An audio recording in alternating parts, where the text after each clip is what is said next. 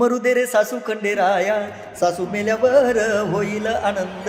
मूक माणसाला काम करायला लावते की आम्ही वारीक वारीक वारीक करू हजामत बारीक. डीजे वरती सुद्धा माझी म्हणू का म्हणजे जुनीच गाणी वाजतात. अलीकडचा जो लिहिणारा माणूस आहे तो आळशी झाला.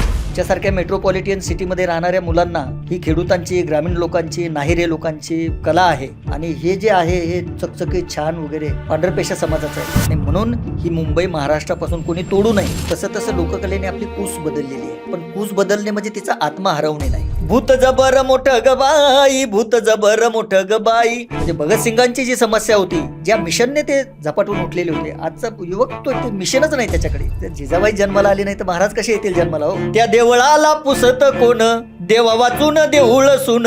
काही अपवादात्मक मुली सोडा की एखाद्या गडावर घेऊन गेली आणि मेरे प्यारे प्यारे बहनों और मेरे प्यारे प्यारे जीजाजियो, हमारी निशानी क्या है, आप सबका प्यारा प्यारा लहंगा देंगे ना वोट. लोककला नष्ट झाली तर झालं काय बाय, अगं बाय बाय बाय, नेल साठवलेलं गाठोड बया, झालं पब्लिकचं ग वाटोळ बया. आपण एका अशा सेगमेंटला सुरुवात करतोय जिथे यंगस्टर्सच तुमचा हा पॉडकास्ट बघणार आहेत. यंगस्टर आरपारचे चाहते आहेत आणि हे पॉडकास्ट जेव्हापासून सुरू झालं आहे तेव्हापासून युवकांचा ओढा इकडे जरा जास्त आहे.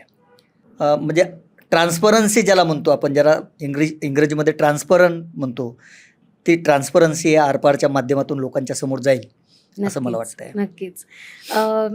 एक साधारण फ्लो ठरलेला असतो सेगमेंटचा, ज्याच्यामध्ये तुमच्या बालपणापासून ते तुमच्या आत्तापर्यंतच्या वयात तुम्ही वेगवेगळ्या टप्प्यांमध्ये कसे, तुमची जडणघडण कशी झाली, तुम्ही ग्रो कसे झालात एक पुरुष म्हणून, एक माणूस म्हणून, हे समजून घ्यायचा माझा प्रयत्न असतो. निश्चित निश्चित. आणि त्यामुळे सुरुवात आपण अर्थातच बालपणापासून करू. बरोबर आहे. त्या काळात तुम्हाला असं केव्हा वाटलं की लोककलेविषयी आपण थोडीशी माहिती अजून घ्यावी, किंवा घरात तुमच्या लोककला होतीच, तुमचे बाबा तमाशात परफॉर्म करायचे, पण या व्यतिरिक्त तुम्ही तुमची कला कशी जोपासायला सुरुवात केलीत? म्हणजे अशी काही मुवमेंट, अशी काही आठवण तुम्हाला आठवते का? मुळात माझं नाव गणेश आहे. माझा जन्म गणेश चतुर्थीचा. अरे वा. त्यामुळे आईवडिलांनी नाव माझं गणेश ठेवलं असेल. या बॉयज टॉकमध्ये आपण गणेशाला वंदन करून जर या कार्यक्रमाची, म्हणजे या तुमच्या पॉडकास्टची सुरुवात जर केली तर निश्चित मला आवडेल. प्लीज. आदि गणाला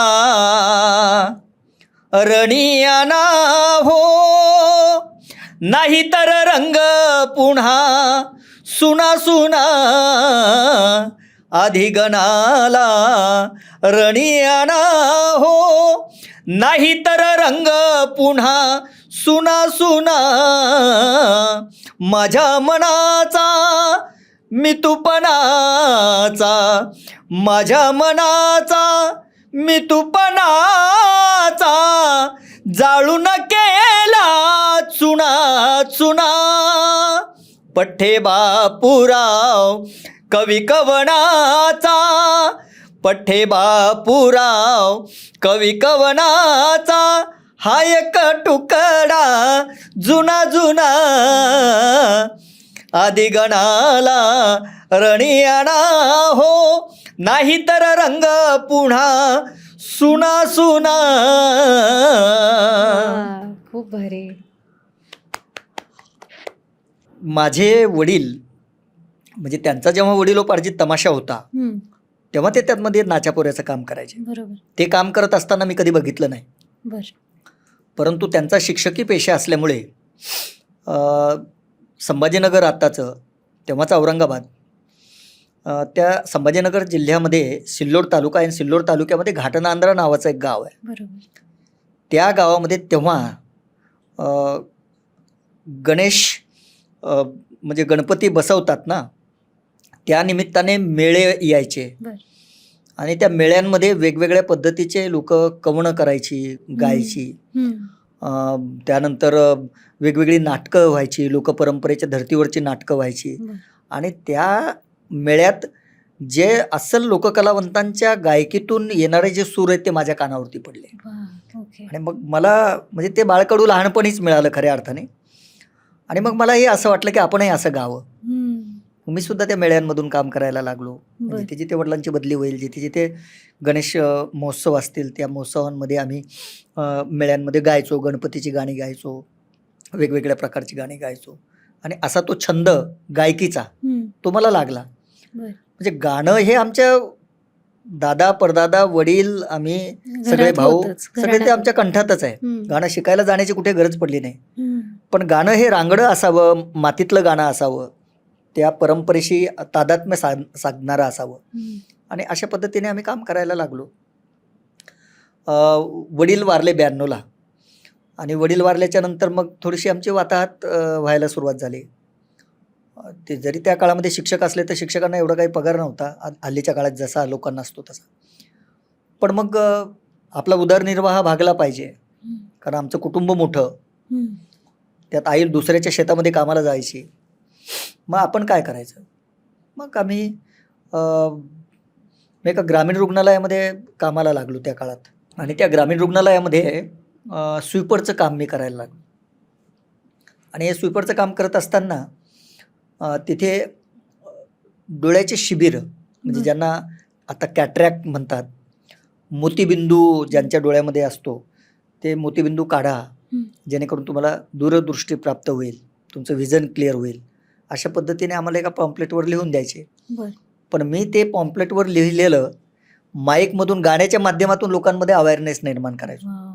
म्हणजे युवकांना, जे काही बॉईज हा पॉडकास्ट पाहत असतील, त्यांना माझं सांगणं आहे की तुमच्याकडे जे कॅश करण्यासारखं आहे हम्म. त्याला नॉट नेसेसरी की तुम्ही सुंदर दिसायला असले पाहिजे बरोबर. किंवा खूप चांगले खड्या आवाजाचे असले पाहिजे. जो काही तुमच्याकडे जी चांगली गोष्ट आहे हम्म. ती तुम्ही मार्केटमध्ये न्या. आणि आजच्या काळामध्ये तेच आहे, बरोबर. जे चांगलं आहे ते कॅश करण्याचा प्रयत्न लोकांनी केला पाहिजे. आणि मी ते केलं. त्यातून अनेक लोकांमध्ये म्हणजे त्याचं वातावरण निर्मिती झाली, अवेअरनेस निर्माण झाला की बाबा जर आपण वेळेमध्ये जर डोळ्यातला मोतीबिंदू काढला नाही तर काढला त्याचा नाही. काचबिंदू होतो आणि डोळा निकामा होतो. बरोबर. डोळा जर निकामा होऊ द्यायचा नसेल तुम्हाला, तर तुम्ही आमच्या national association for the blind नावाची जी संस्था आहे त्या संस्थेशी मी जोडल्या गेलो होतो. बरं. आणि त्या ग्रामीण रुग्णालयाच्या माध्यमातून स्वीपरचं काम करता करता ॲडिशनल हे काम करायचं, त्यातून 2 पैसे मिळायचे, बरं. त्यातून आपलं एज्युकेशन पूर्ण करायचं. हम्म. अशी 11वी-12वी केली. आणि नंतर मग सिद्धार्थ महाविद्यालय जाफराबाद येथे मी माझं ग्रॅज्युएशनला ॲडमिशन घेतलं. बरोबर. तुम्हाला आठवतंय तुम्ही त्यावेळेला काय म्हणजे रचलं होतं, तुम्ही काय परफॉर्म करायचं? हे तर मी तुला डोळ्याचं उदाहरण दिलं. हां. आम्ही एड्स जनजागृती, वाव. ओके. त्यानंतर एकतर्फी प्रेमातून उद्भवणाऱ्या समस्या. आम्हाला प्रेम वगैरे काही कळत नव्हतं. 10वी-11वीला असताना काय कसलं आलंय. परंतु त्यावरती आम्ही भाष्य करायचो त्या काळात, गाण्याच्या माध्यमातून, पथनाट्याच्या माध्यमातून. बर. त्यानंतर दारूबंदी, व्यसनमुक्ती, बर. पल्स पोलिओ, कुपोषण. हम्म. कारण हॉस्पिटलमध्ये मी नोकरीला असल्यामुळे या सगळ्या समस्यांबद्दल मला कळत असायचं. बरोबर. म्हणजे डॉक्टर लोक बोलायचे ना हो. किंवा बालकांनी आज खरं म्हटलं तर माता संगोपन दिन आहे की ती मातेने आपलं दूध आपल्या बाळाला अंगावरचं दूध पाजावं. हम्म. आजचा तो दिवस आहे स्तनपान, जागतिक स्तनपान दिवस आहे. बरोबर. चांगल्या दिवशी तुम्ही ही पॉडकास्ट करताय. हम्म. तर अशा पद्धतीची अवेअरनेस करणारी आम्ही हे केलं. तर एड्सचं असं होतं, एड्सची ही सुरुवात झाली परदेशातून, हे जी जिरजी जिरदाजी मजल दर मजल करीत भारतात येणं, आणि एकापासून दुसऱ्याला त्याची झाली लागण, हे जी जिरजी जिरजी. म्हणजे हे कशामुळे होतो हा एड्स, हम्म. हा कुठून आला? म्हणजे हा स्पर्श केल्याने होत नाही, कोणाच्या ताटात जेवल्याने होत नाही. एड्स बाधित माणसाच्या त्याला आलिंगन दिल्याने होत नाही. हम्म. तर हा एड्स होतो कशामुळे? मग तुम्ही जर अनैतिक संबंध जर प्रस्थापित केले, समलिंगी संबंध जर प्रस्थापित केले, तर त्यातून हा एड्स होतो. आणि म्हणून मग अशा पद्धतीने आम्ही जिथे शुगर फॅक्टरीच्या ठिकाणी मोठे मोठे ट्रक उभे असायचे, बर. त्या ट्रकच्या ड्रायव्हर लोकांना एकत्रित करून त्यांच्यासमोर हे पथनाट्य आम्ही त्या काळात करायचो. बापरे. त्यांची मानसिकता ओळखणं हा टास्क नाही का वाटायचा तेव्हा? म्हणजे एखादी गोष्ट आपल्याला जर का सांगायची असेल कोणाला तरी, तर ती त्याला तेवढीच कळली पण पाहिजे. तर हे तुम्ही म्हणजे तुम्ही म्हणताय की 11वी-12वीत तुम्ही हे करत होतात, तर हे वय फार लहान आहे आणि तेवढी जाणीव, तेवढी समज आपल्याला असली पाहिजे. मग ती तुमच्यामध्ये कशी काय आली? मी सांगितलं ना, की तिथले जे मेडिकल ऑफिसर होते हं. खूप छान लोकं होती. ओके. तर त्या लोकांचा तो जॉब होता खऱ्या अर्थाने. बरोबर. पण माझा तो जॉब नव्हता. हं. मग त्यांना मी असंच म्हण रे गाणं, तर मग गाणं म्हणून दाखवायचं. मग त्यांनी मला म्हणाले, की अशा पद्धतीने गाण्याच्या माध्यमातून किंवा ॲक्टिंगच्या माध्यमातून, पथनाट्याच्या माध्यमातून आपण जर लोकांपर्यंत पोहोचलो, हं. स्लम एरियात जर पोहोचलो, की ज्या लोकांना याच्याबद्दल ज्ञान नाहीये, हं. ज्या महिलांना माहीतच नाहीये किंवा बरोबर. सुशिक्षित महिलासुद्धा बाळांना अंगावरचं दूध पाजत नाहीत किंवा पोलिओ कशामुळे होतो, हं. ते डोसेस तुम्ही वेळेवर लेकरांना दिले पाहिजेत हं. किंवा निरक्षरतेमुळं काय होतं, हं. बरोबर. मग साक्षरता अभियान त्यातून तुम्ही राबवता गेलं पाहिजे. म्हणजे स्कूल, मग शाळा, आरोग्य विभाग, दवाखाना आणि मग आपली कला, असा बरोबर. त्रिवेणी संगम आम्ही त्यातमध्ये साधायचो. हं. आणि ती समज काय असतं, की समज कधी माणसाला येते, जेव्हा माणसाच्या पोटामध्ये काही नसतं. भूक माणसाला काम करायला लावते. मग तुम्ही कुठलं काम निवडायचं आहे, हं. याची तरी समज तुम्हाला असली पाहिजे, की कुठल्या मार्गाने तुम्हाला जायचं आहे. आणि त्यातून मला त्या काळामध्ये आठवड्याला ₹200 मिळायचे, त्यात आमचं घर चालायचं, बाजार व्हायचा. बरोबर. तर त्या लोकांची जी मानसिकता आहे, ड्रायव्हर लोकांची, कारण आजच्या काळामध्ये जसं तुमच्याकडे आता हे अँड्रॉइड मोबाईल आलेले आहेत, तेव्हा मोबाईल वगैरे काय नव्हते. त्यांना त्यांच्या मनोरंजनाचं साधन काय होतं, तर टकारा टेप होते. मग टकारा टेप म्हणजे कॅसेट असतात ना आपल्या, बरं. तर ते कॅसेट लावल्याच्या नंतर त्यावरती ते गाणे ऐकायचे. हो, बरोबर. त्यांच्या याच्यामध्ये पण गाणी ऐकून ऐकून किती ऐकणार. मग बरोबर. मनोरंजनाची काही साधनं नव्हती. जर त्या परिसरामध्ये एखादा तमाशा आला, तर मग ते तमाशा पाहायचे हं. किंवा त्या परिसरामध्ये एखादी टुरिंग थिएटर असेल, तर तिथे जाऊन ते चित्रपट पाहायचे. पण लाईव्ह त्यांना अशा पद्धतीने डायरेक्ट त्यांच्या तिथेच जायचं थळावरती आणि त्या ट्रक ड्रायव्हरच्या समोर त्यांच्यामध्ये अवेअरनेस निर्माण करण्यामध्ये, बाबा असं करू नका, हं. या मार्गाने जाऊ नका, वगैरे वगैरे. कारण सादर त्या करायचं. काळामध्ये हं. जास्तीत जास्त बाधित, जे HIV बाधित लोक झाली, ती ट्रक ड्रायव्हर झालेली. हो. हां, बरं. तर ही कामं आम्ही त्या त्यावेळेला तुम्ही अनुषंगाने केलं. केली. त्या काळची लोककला आणि आत्ताची लोककला ह्याच्यामध्ये साधारण एक फरक सांगायचा झाला तर तुम्ही कसा कराल तो? म्हणजे काय वेगळेपण तुम्हाला त्यावेळेला जाणवायचं आणि आता जाणवतंय? लोककला ही परिवर्तनशील आहे. हं. ती सतत बदलत असते. बदलत राहते. हं. म्हणजे जसे जसे स्थित्यंतर येतील, हं. तसं तसं लोककलेने आपली कूस बदललेली आहे. बरोबर. पण कूस बदलणे म्हणजे तिचा आत्मा हरवणे नाही. हं. अलीकडच्या काळामध्ये ज्या ट्रॅडिशनल पारंपरिक लोककला होत्या, हं. की ज्या प्रबोधनासाठी जन्माला आल्या, ज्या उद्बोधनासाठी जन्माला आल्या, हं. ज्या धर्म, धार्मिकता, परंपरा, रूढी, यज्ञ, याग, यातुक्रिया, यात्वात्मक विधी, हं. विधिनाट्य, भक्तिनाट्य, रंजन पंधान नाट्य, या सगळ्या गोष्टींवरती ह्या लोककलांचा डोलारा होता. बरोबर. तेव्हा म्हणजे घरामध्ये कुळधर्म कुळाचारानुसार 3.5 शक्तिपीठाच्या देवतेची पूजा करणं हं. हे इष्ट मानलं जायचं. बरोबर. अलीकडच्या काळामध्ये लोक गोंधळ घालतात लगेच. म्हणजे नवदाम्पत्याचा विवाह झाला, मंगल कार्य संपन्न झालं, की पटकन गोंधळ आटपून घेतात आणि हनीमूनला निघून जातात. पूर्वी तसं नव्हतं. बरोबर. त्या देवीची आराधना कुळाचारानुसार करणं आपलं कर्तव्य आहे, हं. म्हणून त्या घरामध्ये गोंधळ घातला जायचा. तर बरोबर. त्यावरती निरक्षर लोकांमध्ये एक वेगळ्या पद्धतीचे होतं, की संबळ वगैरे वाजायला लागला किंवा देवीचा गोंधळ घालायला लागलो तर अंगात येतं. तर हं. अंगात येणं वगैरे हे सगळं थोतांड आहे. बरोबर. हां, ते काही म्हणजे ते काही देवी कुणाच्या अंगात जात नाही. हं. बरोबर आहे. बरोबर. हे आपणच आपल्या मनाने घालून घेतलेला एक मानसिक रोग आहे तो, खरं म्हटलं तर. तो काही म्हणजे एखादी देवी अंगात जात नाही कुणाच्या. त्यामुळं अनेक समाज सुधारकांनी तेच केलं ना. बरोबर. म्हणजे अंधश्रद्धा निर्मूलन करणारी जी मंडळी आहे त्यांनी तेच केलं, की हे सगळं अंधश्रद्धा आहे. हं. यातमध्ये तुम्ही देवावरती श्रद्धा ठेवा, पण अंध नका ठेवू श्रद्धा ती. आणि त्यातून देवाला तुम्ही साकडं घाला, की हं. बाबा चल, तुझी आम्ही पूजा करतोय, तुझी आम्ही आराधना करतोय, तू आमची आराधना, आमची उपासना तू मान्य करून घे. बरोबर. इतकंच असतं. पण माणूस हा कसा ना लबाड प्राणी आहे. तो आपलं भलं होण्यासाठी देवाला साक्षी ठेवतो, की बा तुला मी श्रीफळ वाढवतो, तुला मी पेढे वाटीन, हं. तुझ्या पुढे मी कोंबडं कापीन. म्हणजे कसं काय, कुणाचा बळी घेऊन देव पावणार नाही आहे तुम्हाला. मला तू पाव, असं होत नाही. म्हणजे आपल्या भल्यासाठी आपण देवाला वेठीस धरतो. वेठीस धरतो किंवा साक्षीदार ठेवतो, की हे बघ तुझ्या साक्षीने मी आता तुला हे खाणार कोण? माणसं. हो. आपणच खातो. घ्या म्हणतो, प्रसाद घ्या, प्रसाद घ्या. या पद्धतीने आपण जाण्याच्या ऐवजी आपण कसं माणसाने माणसासमोर माणसासारखं वागलं पाहिजे हे तर संतांनी सांगितलंय तुम्हाला. बरोबर 10व्या-11व्या शतकापासून चक्रधरापासून बसवेश्वरापर्यंत या मंडळींनी तेच केलं ना. बरोबर म्हणजे चक्रधरांनी महानुभाव पंथाची स्थापना केली आणि त्यामधून त्यांनी परिवर्तनवाद आणला की कोणीही उच्च नीच नाही आहे. ते संतांनी सांगितलंय आपल्या वारकरी संप्रदायामध्ये. बरोबर म्हणजे संत एकनाथांपासून संत ज्ञानेश्वरापासून संत एकनाथांपर्यंत, एकनाथांपासून तुकारामांपर्यंत, संत ज्ञानेश्वर, संत सावता, संत सेना, संत नामदेव, संत बहिणाबाई, म्हणजे किती संत आहेत की या संतांनी मुक्ताबाई असेल, मीराबाई जनाबाई असेल, जनाबाईसारखी जी संत महिला होती ती तर म्हणते की काम, क्रोध, मद, मत्सर, दंभ, लोभ, ईर्ष्या, अहंकार हे षडविकार जे आहेत या षडविकारांना तुम्ही मुठं माती द्या. म्हणजे कोणी नीच नाही, कोणी उच्च नाही, कोणी श्रीमंत नाही, कोणी गरीब नाही, कोणी शेठ नाही, कोणी सावकार नाही, कोणी दलित नाही, कोणी स्पृश्य नाही, कोणी महिला नाही, कोणी पुरुष नाही. आम्ही सगळे एका ईश्वराचे लेकरं आहोत आणि तो आमचा ईश्वर कोण आहे तर आमची माऊली. माऊली म्हणजे कोण? तो विठ्ठल. म्हणजे विठ्ठलाला केंद्रस्थानी धरून, पांडुरंगांना केंद्रस्थानी धरून, म्हणजे इतकी पवित्र परंपरा जगामध्ये कुठेही नाही आहे की ज्या परंपरेमध्ये पुरुषांना सुद्धा माऊली म्हटलं जातं आणि महिलेला सुद्धा माऊली म्हटलं जातं. असे संतांचे उपकार आमच्यावरती आहे. म्हणजे संत एकनाथ महाराजांनी तर आपल्या भारुडांमध्ये अनेक रूपकं आणली. रूपक हा एक अलंकार आहे मराठी व्याकरणातला.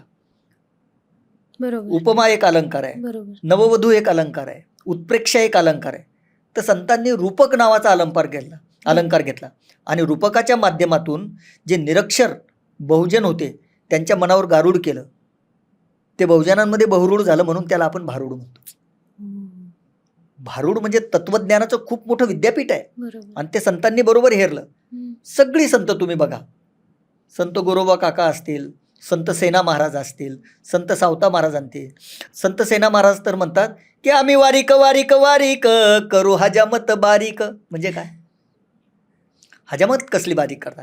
तुमच्या डोक्यामध्ये हे जे काही अंधश्रद्धेचे झळमट साचलेले आहेत ती आम्ही बारीक करतो. ते झळमट काढण्याचं काम, ब्रेन वॉश करण्याचं काम संत करतायत. ती हजामत करणारे आम्ही वारीक आहोत. म्हणजे शब्द जरी जातीवाचक त्यांनी वापरला असेल तर प्रत्येक जातीचं भारूड आहे. वडारीन आहे, कंजारीन आहे, तुमची वैदीन आहे, इवन प्राण्यांवरती भारूड आहेत. येडका आहे, येडका मदन मदन केवळ पंचानन येडका मदन. गाय आहे, कावळा आहे. बरोबर किती रूपक संतांनी दिलेले आहेत. भूत भारूड आहे. भूत भारूड म्हणजे म्हणजे संत एकनाथ महाराज आपल्या भारुडांमध्ये म्हणजे भूताचं वर्णन करतात. त्यांनी भूत हे रूपक वापरलं. आता भूत हे कोणी पाहिलं नाही, पण संत म्हणतात आम्ही भूत पाहिले. आणि भूत कुठे पाहिले तर ते माणसांमध्ये पाहिले. म्हणजे भूत दोन प्रकारचे आहेत. एक सुबुद्धीचं भूत आहे, पॉझिटिव्ह भूत, आणि एक कुबुद्धीचं भूत आहे, निगेटिव्ह भूत. ज्याला सुबुद्धीचं भूत लागतं त्याची उत्तर प्रगती होते आणि ज्याला कुबुद्धीचं भूत लागतं त्याचा सर्वनाश सत्यानाश झाल्याशिवाय राहत नाही. म्हणजे थोडक्यात भूत जबर मोठं ग बाई, भूत जबर मोठं ग बाई, भूत जबर मोठं ग बाई, भूत जबर मोठं ग बाई. झाली झडपण करू गत काही, झाली झडपण करू गत काही, झाली झडपण करू गत काही, झाली झडपण करू गत काही. भूत जबर मोठं ग बाई, भूत जबर मोठं ग बाई. मग आता हे भूत असतं कुठे? अव लिंबूलोन कोंबड उतारा, अव लिंबूलोन कोंबड उतारा, आणि या भूताने धरिला थारा. म्हणजे आपण त्या लिंबाला जे आहे ना, जे दंभरूपी लिंबू, अहमरूपी कोंबडा आणि भावनायुक्त नारळाच्या खिशा ज्या आहेत त्या जर आपण काढल्या आणि एक माणूस म्हणून माणसासमोर माणसासारखं माणुसकीने उभं राहिलं तर निश्चित ईश्वर आपल्याला प्राप्त होईल. केवढा मोठा हा संदेश आहे. आपण केळसुनीला देव म्हणतो. म्हणजे आपल्याकडे दिवाळी आली की लक्ष्मीपूजन असलं की आपण त्या केळसुनीची पूजा करतो, दुरडीची पूजा करतो. माणसाची पूजा करा असं संतांचं म्हणणं आहे. बरोबर की माणसातलं देवत्व तुम्हाला जर पाहायचं असेल तर आधी त्या माणसाला तुम्ही माणूस म्हणून उभं करा आणि मग त्याला तुम्ही सन्मान द्या. पण सन्मान कोण देतं? संत काय म्हणतात की जो स्वतःचा सन्मान करतो तोच दुसऱ्याचा सन्मान करू शकतो. Give the respect and take the respect. ज्याला स्वतःबद्दल काही सन्मान आत्मीयता नाही आहे, नाही मी कसाही राहील, मी काहीही खाईल, माझ्या प्रकृतीची अवहेलना करून घेईल. तो दुसऱ्याच्या प्रकृतीबद्दल कसा काय विचारणा करेल की तुमची प्रकृती कशी आहे हो. बरोबर. अशा पद्धतीचे संदेश या भारुडांच्या माध्यमातून संतांनी दिले. म्हणजे संत जनाबाई म्हणजे प्रवाहाच्या विरोधामध्ये उभी राहणारी बाई, त्या काळामध्ये तिने आपल्या भारुडाच्या रचनांमधून सांगितलेलं आहे की हा जो मीपणा आहे, हा जो गर्व आहे, हा सगळा जो आहे ना, हा संसारामध्ये दिसतो तुम्हाला. आणि संसार म्हणजे काय दिसतं, लग्न करणे म्हणजे संसार नाही आहे. म्हणजे संसार करूनही सार केला संतांनी.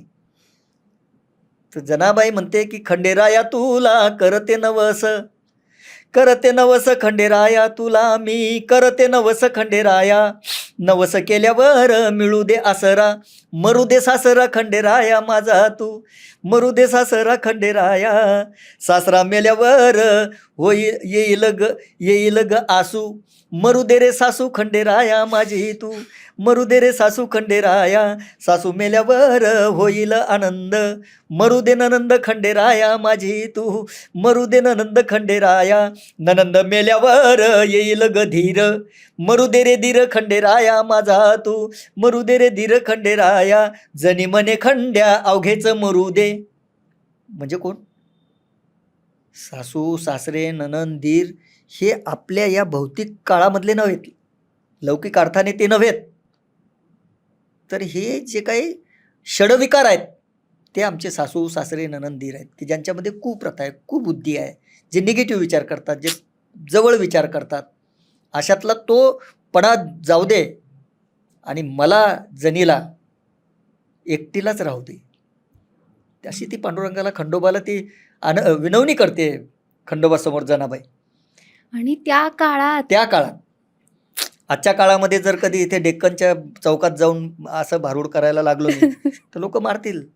संतांनाही त्रास झाला निश्चितच, कुठल्या संताला त्रास झालेला नाही आहे, अनेक संतांना त्रास झाला, पण ते त्यांनी एक मिशन हातामध्ये घेतलं होतं.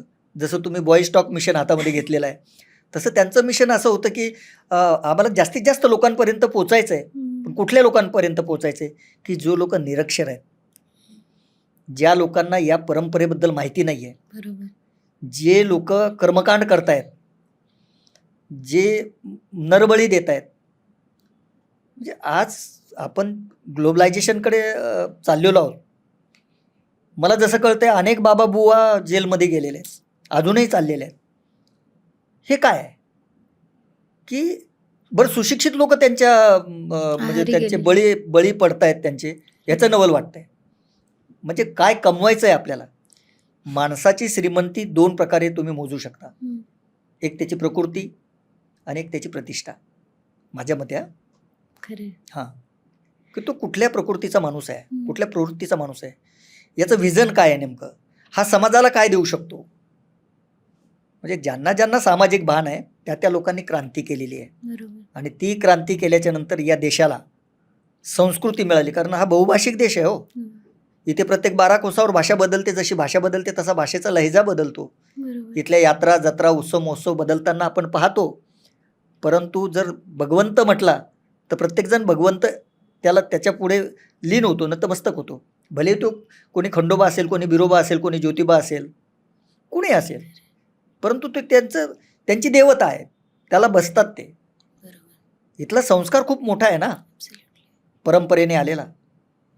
पहिला संस्कार तर इथली, मी आजही छाती ठोकपणे सांगतो की आमची जी कुटुंब पद्धती आहे भारतीय, ही आदिम संस्कृतीतून आलेली आहे. कारण आमचे पूर्वज आदिवासी होते.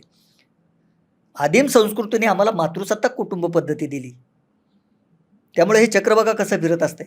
आज मोठे मोठे IAS ऑफिसर असतील, मोठे मोठे पॉलिटिशियन्स असतील, मोठे मोठे आमच्यासारखे प्राध्यापक असतील, त्यांचा जो बोर्ड आहे ना बाहेरचा, त्या बोर्डावरती नाव पाहता तुम्ही, किंवा आता सक्ती करण्यात आली की आईचं नाव लावण्यात यावं म्हणून गणेश मंदाबाई संपतराव चंदनशिवे, किती का मोठं आहे ना, आईचं नाव लावलं गेलं पाहिजे, का तो मातेचा दर्जा आहे. म्हणून या भूमीला आम्ही भारत माता म्हणतो. त्यामुळे ही मातृसत्ताक कुटुंब पद्धती आहे. नंतर पुरुष आले, पुरुषांनी नंतर आपल्या हातामध्ये घेतलं, पण ती चूल आणि मुलापर्यंत बंदिस्त राहिली नाही स्त्री. कारण तिने अनेक महान लोकांना जन्माला घालणारी म्हणजे स्त्रीच आहे. म्हणजे वर पुरुष आहे, वर म्हणजे कुठे, आकाश, ते पुरुष आहे, आणि ही प्रकृती आहे.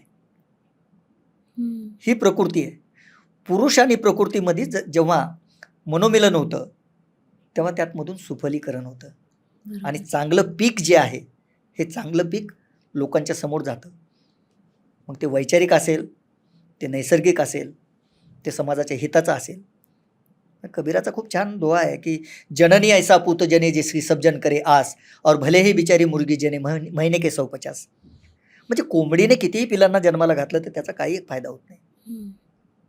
पण त्या मातेने अशा पिलांना जन्माला घातलं पाहिजे की त्यातून छत्रपती शिवाजी महाराज जन्माला आले पाहिजेत, त्यातून डॉक्टर बाबासाहेब आंबेडकर जन्माला आले पाहिजेत, त्यातून महात्मा ज्योतिबा फुले जन्माला आले पाहिजेत, महापुरुष जन्माला आले पाहिजेत की ज्यांनी या देशाचं उरणभरण केलं, मी तर म्हणेल हा देश उभा केला. हम्म. आणि त्यांच्या कष्टाच्या जोरावरती आज हा देश उभा आहे. तर 75 वर्ष जगामध्ये कुठल्याही देशाची घटना, संविधान हे टिकलेलं नाही आहे. आज 75व्या वर्षी आम्ही आमचं संविधान मोठ्या डामाडोलाने, मोठ्या थाटाने मान उंच करून जगामध्ये उभं आहे. ती केवळ त्या महापुरुषांची ती पुण्याई आहे, बाबासाहेबांची पुण्याई आहे. ती घटना, ते संविधान आम्हाला मिळालं. पण अलीकडे आम्ही जसे जसे शिक्षित होत चाललेलो आहोत तसे तसे आम्ही त्या जिजाबाईंना आपल्या गर्भातच मारून टाकायला लागलेलो आहोत. मुलगी नको म्हणतायत, मुलं पाहिजे आहेत. म्हणजे मागचा जो काळ आला त्यावेळेला अनेक मुलींचे गर्भ मातेने पाडले, त्यामुळे मुली राहिल्या नाहीत. अहो, जर मुलगीच राहिली नाही, ती भ्रूण हत्या जर तुम्ही केली तर छत्रपती शिवाजी महाराज कसे जन्माला येईल? जर जिजाबाई जन्माला आली नाही तर महाराज कसे येतील जन्माला? हो, त्यामुळे जिजाबाईला जन्माला घाला, मुलींना जन्माला घाला, मी तर म्हणेल. तेव्हाच हा देश आणखी काही क्रांती करू शकेल. तुमचे हे विचार आजच्या काळातही आयडियलिस्टिक वाटतात, कारण आजही पितृसत्ताक संस्कृतीलाच आपण खूप जास्त मान देतोय. तर मग आता हे का झालं? म्हणजे इतकं जर का प्रबोधन त्या काळात झालं होतं, तर मग अजूनही लोकांची मानसिकता का बदललेली नाही असं तुम्हाला वाटतं? म्हणजे जर का आपण मेजॉरिटी पाहिली तर विचार करणारे पितृसत्ताक विचार करणारेच जास्त असतील आपल्यामध्ये. हां, पण मी म्हणालो जशी जशी स्थित्यंतर आहे तर तसे तसे बदल होत जातात. आज महिला कुठे कमी आहे? मग जर मी पितृसत्ताक कुटुंब पद्धतीचा पुरस्कार करतो तर माझ्या पुढे मातृसत्ताक कुटुंब पद्धतीतली एक माझी महिला का बसलेली आहे? ती आज पुरुषाच्या खांद्याला खांदा लावून काम करते आहे. बरोबर. कॅमेऱ्यावर कधीच मुलगी नव्हती, DOP वेगळाच होता. त्यांची ती मक्तेदारी आहे का?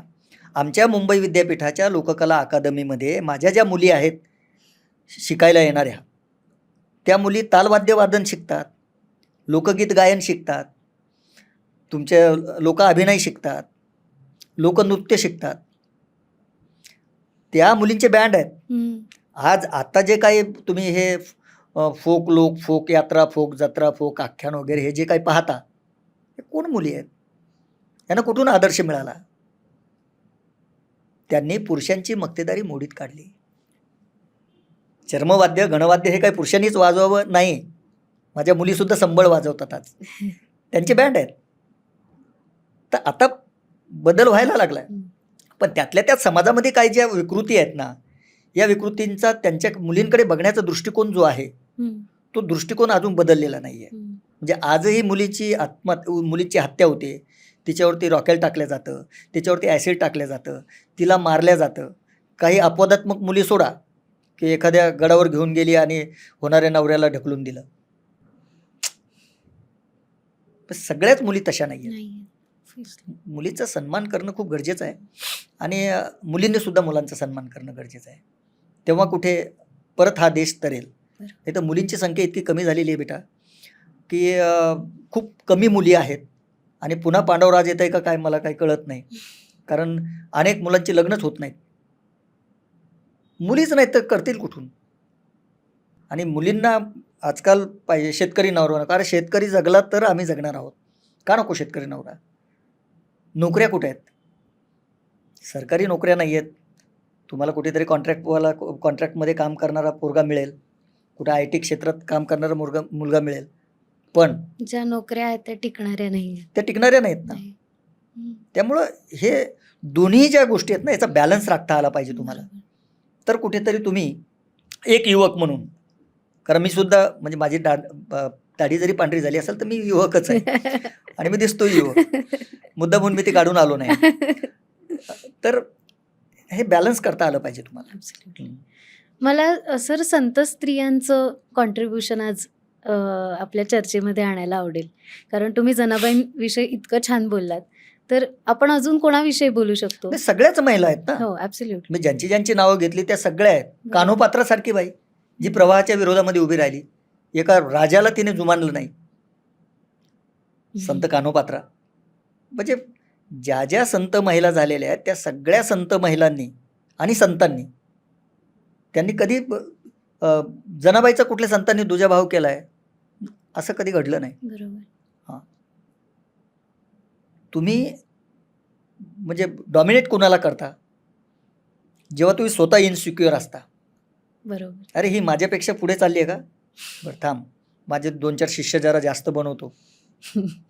पण तुझ्या विचारसरणीचे 2-4 शिष्य तुझ्या बरोबर आले पाहिजे ना. तिने तिची विचारसरणी मांडलेली आहे, ती तटस्थ आहे, तिची भूमिका. या ज्या दोन्ही गोष्टी आहेत, तुम्ही तुमची वैचारिक बैठक जर भक्कम असेल तर तुम्हाला कुणीही हात लावू शकत नाही. आणि आजचा युवक कसा आहे ना, थोडासा म्हणजे हल्ला आहे. त्याचं कारण असं आहे की शिक्षण पद्धती असेल किंवा सामाजिक पद्धती असेल किंवा राहणीमान असेल. म्हणजे आम्ही आजही जुन्या स्टाईलचेच कपडे घालतो आणि मी माझा मुलगा पाहिला तर त्याची ती जीन्स अशी एवढी आली. म्हटलं हे कशासाठी, याच्यात मी 4 जीन्स करेल माझ्या. स्टाईल आहे. तुम्हाला स्टायलिश वागायचं आहे, त्यातून काय मिळणार आहे, किंवा स्टायलिश दाखवायचं आहे. तुमचं जे काही स्टाईल आहे ना ती स्टाईल इथे असली पाहिजे.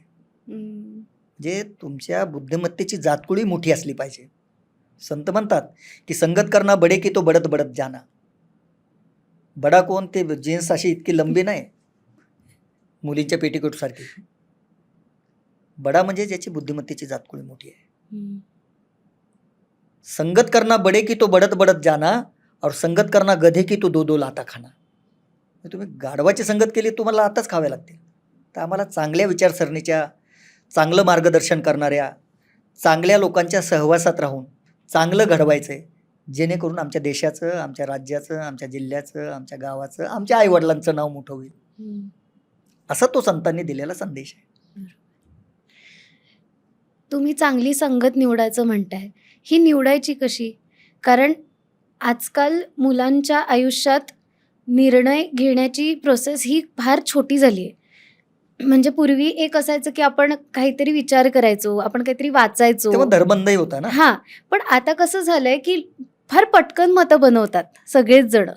तर मग अशा सिच्युएशनमध्ये आपण चांगल्या माणसांना निवडायचं कसं? म्हणजे हे तुम्ही काय झालंय, अलीकडची जी मुलं आहेत ना, यांना भौतिक सुखाची अभिलाषा भरपूर आहे. म्हणजे आता 2 मित्र आहेत, दोघंही एकाच बसने किंवा एका ट्रेन लोकलने कॉलेजला जात आहेत. कॉलेज त्यांनी उत्तम निवडलेलं आहे. दुसरा मित्र जो आहे मोठा, त्याचे वडील उद्योगपती आहेत, त्याच्याकडे आयफोन आहे. आणि हा माझ्यासारख्या शिक्षकाचा मुलगा आहे, ह्याच्याकडे कुठल्या तरी कंपनीचा एक फोन आहे की जो आयफोनची बरोबरी करू शकत नाही. हा त्याचा फोन पाहतो आणि त्याच्याबरोबर ह्याची स्वतःची तुलना करायला लागतो. कारण याच्याकडे आयफोन आहे, याच्या वडिलांनी घेऊन दिला, मग माझ्याकडे का नाही. तो हा विचार करत नाही की माझे वडील शिक्षक आहेत, त्यांची कुवत त्याच्या वडिला इतकी नाही आहे.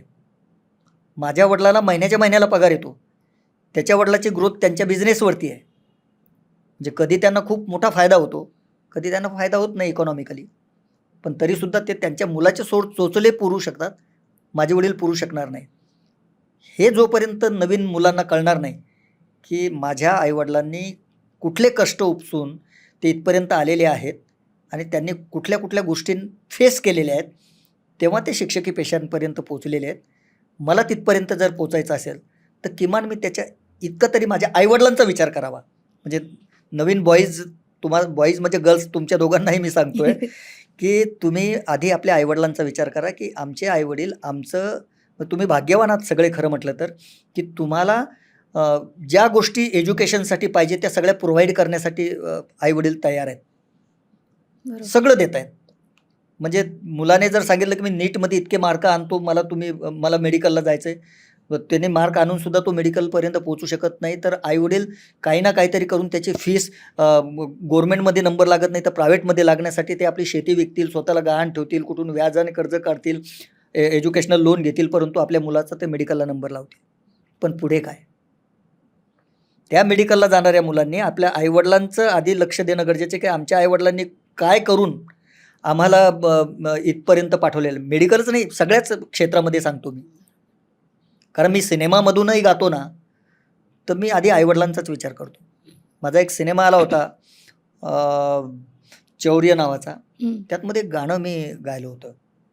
त्या गाण्याचे बोल असे आहेत, ॲक्च्युअली ते शंकरराव धामणीकरांचं गाणं आहे, परंतु त्याला थोडंसं सिनेमाच्या यानुसार आम्ही जरा व्यावसायिक रूप दिलं. देवा म्या अरे म्या अरे म्या माय बापा. कोण आहेत देव? देव तर आम्ही बघितले नाही. आमचे देव कोण आहेत? आमचे आईवडील.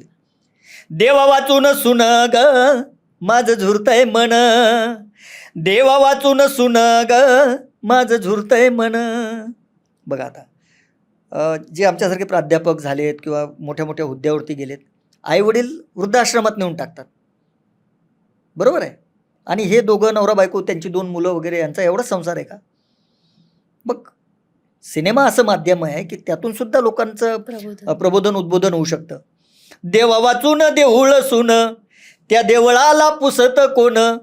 ज्या घरात आईवडील नाहीत ते घरच नाही आहे. देवा वाचून देऊळ सुन त्या देवळाला पुसत कोण, होई मातीचं धन ग माझं झुरतंय मन, देवा वाचून सुन ग माझं झुरतंय मन. म्हणजे अशा पद्धतीने युवकांनी काम करणं गरजेचं आहे आजच्या काळामध्ये. आईवडिलांचा विचार करा आणि करावाच लागेल. नसता काय होतंय की माझ्या पिढीतली जी मुलं शिकली नाहीत, ज्यांचे आईवडील बिचारे शेतामध्ये जायचे, माझे तर दुर्दैवाने नव्हते, मी शिकलो. मी आज जेव्हा गावात जातो तर ते म्हणतात, यार आम्ही शिकलो असतो ना तर आम्ही सुद्धा तुमच्यासारखं कारमधून आलो असतो, तुमच्यासारखं टी व्हीवर आलो असतो, वेगवेगळ्या ठिकाणी तुम्हाला बोलावलं जातं, आम्हीही गेलो असतो. पण आम्ही शिकलो नाही. आम्ही काय करतो? शेतात काम, वीटभट्टीवर काम, मोलमजुरीचं काम. वेळ माणसाने पाळणं खूप गरजेचं आहे. एकदा तुमची वेळ गेली ती परत येत नाही हो. त्यामुळं आहे ती वेळ कॅश करा, आहे तो क्षण कॅश करा. जेवढं चांगल्या गुणाच्या लोकांमध्ये तुम्ही जाल, परत आपण तिथेच येतोय, जेवढ्या चांगल्या लोकांच्या संगतीत तुम्ही जाल. मी सुदैवाने इतका मोठा माणूस आहे, श्रीमंत माणूस जगातला, की माझ्या प्रत्येक कडू काळाच्या टप्प्यामध्ये मला खूप चांगली चांगली लोकं भेटली. जेव्हा मी ग्रामीण रुग्णालयात टेंभुर्णीच्या आमच्या गावाला स्वीपरचं काम करायचो, तेव्हा तिथे मेडिकल ऑफिसर्स भेटली की जे चांगला सल्ला देत होते की या मुलामध्ये काहीतरी पोटेन्शियल आहे, यांनी हायर एज्युकेशन घेतलं पाहिजे. म्हणून मला 40 रुपये देऊन जाफराबादच्या सिद्धार्थ महाविद्यालयात त्यांनी ग्रॅज्युएशनसाठी पाठवलं. तिथे गेल्याच्या नंतर मी कुणाची संगत केली? माझी विद्यार्थ्यांबरोबर कमी संगत होती, प्राध्यापकांबरोबर जास्त होती. मग तिथे मला चांगले मोठे मोठे प्राध्यापक भेटली की ज्यांनी चांगले संस्कार माझ्यावर केले. तिथे माझं ग्रॅज्युएशन झालं. मी यूथ फेस्टिवलमध्ये पार्टिसिपेट करायला लागलो, गोल्ड मेडल आणली. म्हणजे त्या काळातसुद्धा शिक्षकांशिवाय, म्हणजे गुरुशिवाय तुमचं काय खरं नाही. आणि गुरुही चांगलेच असावे लागतात की जे तुम्हाला चांगल्या मार्गाने तुम्ही जा, कारण तुम्ही या देशाचं भवितव्य आहात, समाजाचं भवितव्य आहात, समाजासमोर तुम्हाला जायचं आहे.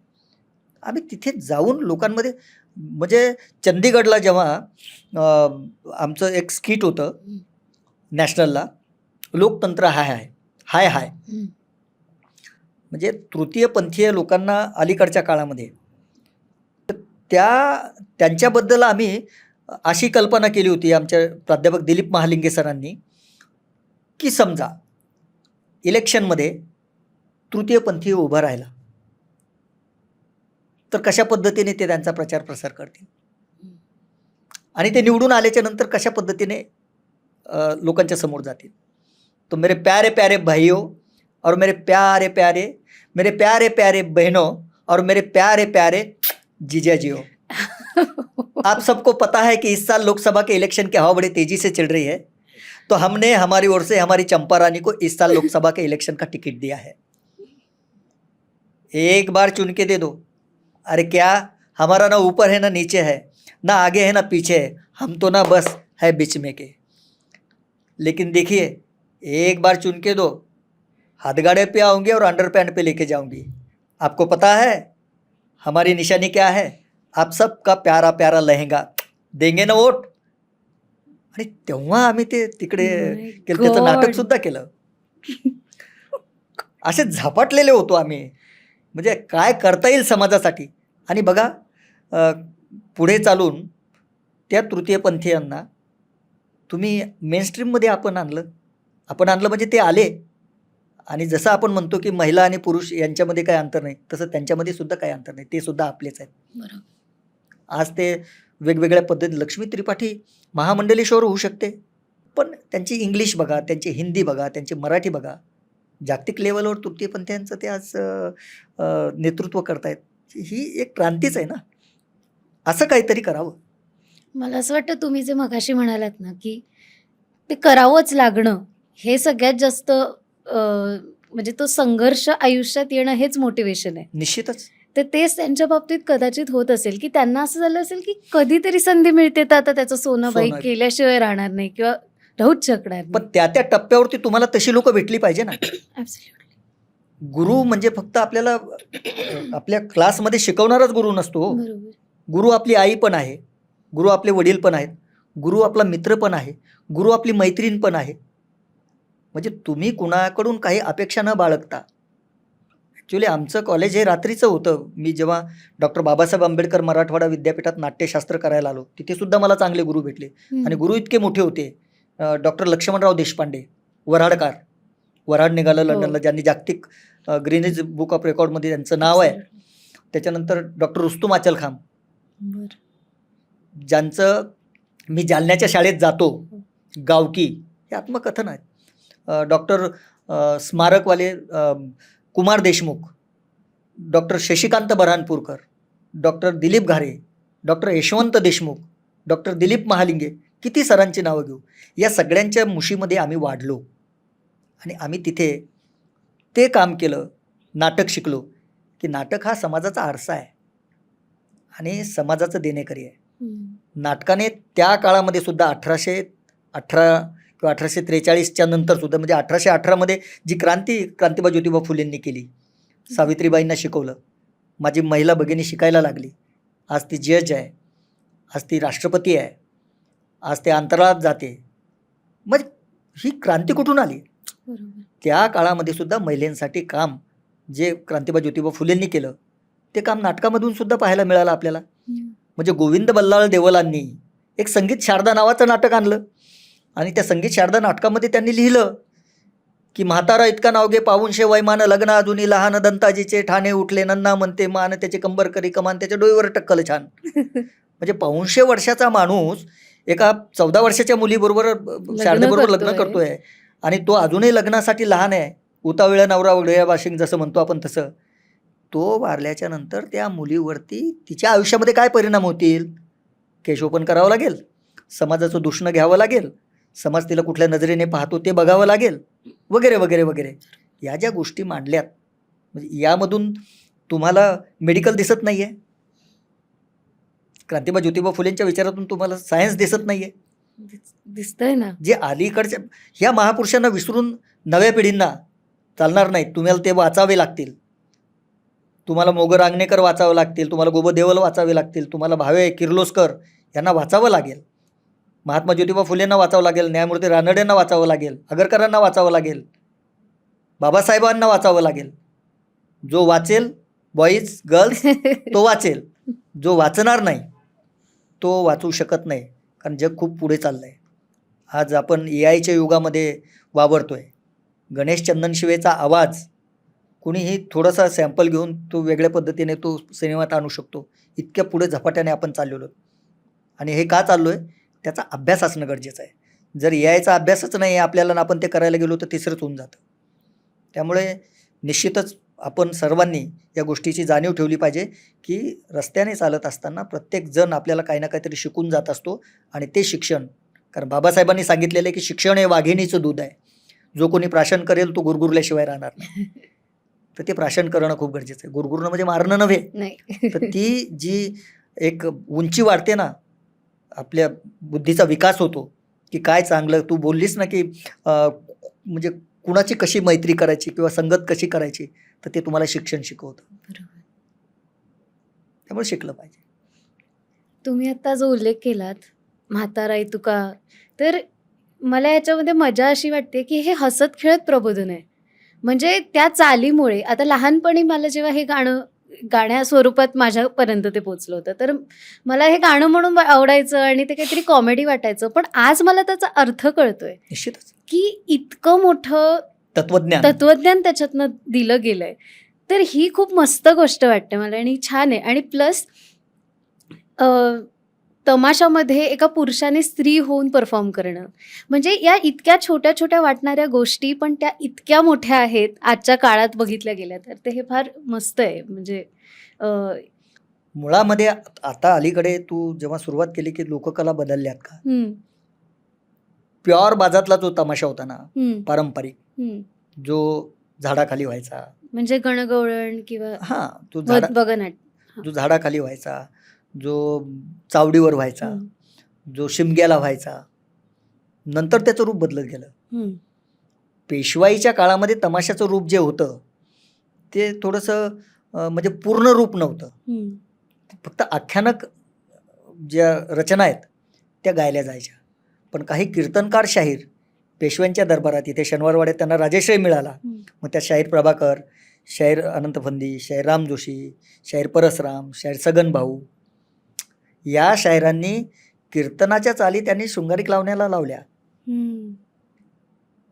गोड चाली लावल्या आणि त्या पेशव्यांचे गुणगान गाणाऱ्या रचना पुढे आल्या. पण पेशवाईचा अस्त झाल्याच्या नंतर गावगाड्यामध्ये जसा सोलापूरला धोंडा महाराजचा तमाशा होता, किंवा मग नंतरच्या काळामध्ये सातू हिरुई कौलापूरकर, शिवासंबा कौलापूरकर, दगडूबा तांबे शिरोळीकर, ही जी फळीच्या फळी निर्माण झाली यांनी तमाशा जगवला हो. आणि मग तमाशामध्ये जसं आता तुम्हाला सांगितलं मी की 1843ला आख्यान आलं विष्णुदास भावेंचं सीता स्वयंवर, तर त्याच काळामध्ये महात्मा ज्योतिबा फुलेंचं तृतीय रत्नसुद्धा आलं नाटक, हे ना. आणि मग नाटकही समाजाचं प्रबोधन करते आणि लोककला हे समाजाचं प्रबोधन करते, म्हणून तमाशामध्ये वग आला. मग तमाशात गण असावा, तमाशात गवळण असावी, मग गवळणीचे प्रकार ते हाळीची गवळण, तक्रारीची गवळण, विनवणीची गवळण, ओळखीची गवळण. म्हणजे लावणी म्हणजे नुसता शृंगार नाही आहे, तर लावणी हे अध्यात्मसुद्धा आहे. लावणी म्हणजे लवण, लवण म्हणजे मीठ. जशी मिठाशिवाय जेवणाला चव नाही, तशी लावणीशिवाय जीवनाला चव नाही. अशा पद्धतीची जी लावणी होती ती शृंगारिक होती, आध्यात्मिक होती, भेदिक होती. ती हौदाची, ती चौकाची, ती बैठकीची, ती अंधारातली, असे लावणीचे वेगवेगळे पदर आहेत. आणि त्या रचना या शाहिरांनी, शाहीर पठ्ठे बापूराव, शाहीर दत्तोबा तांबे शिरोळीकर, शाहीर दगडूबा शिरोळीकर, शाहीर भाऊबापू मांग नारायण गावकर, विठाबाईचे वडील, शंकरराव वाघोलीकर, इथले आपले वाघोलीचे पुण्याजवळचे, या दत्तोबा तांबे दत्ता महाडिक पुणेकर, पांडुरंग मुळे मांजरवाडीकर, तुकाराम खेडकर, चंद्रकांत ढवळपुरीकर, विठाबाई भाऊमांग नारायण गावकर, गणपतराव हिमानी चिंचणीकर, अक्काताई कराडकर, किती लोकांची नावं मी घेऊ. या सगळ्या तमाशा कलावंतांनी हा पूर्ण तमाशा पुढे उभा केला. परंतु नंतरच्या काळामध्ये जशी रसिकांची हे बदलली, नजर बदलली, नाही त्यांची एकंदरीत रसिकताच बदलली. किंवा सिनेमातली गाणी तुम्ही करा, त्या तमाशा कलावंतांवरती त्यांनी ते लादलं. आणि मग सिनेमातली गाणी जर तुम्हाला पाहिजे असेल तर तुम्ही तमाशा पाहायला कशाला आलात.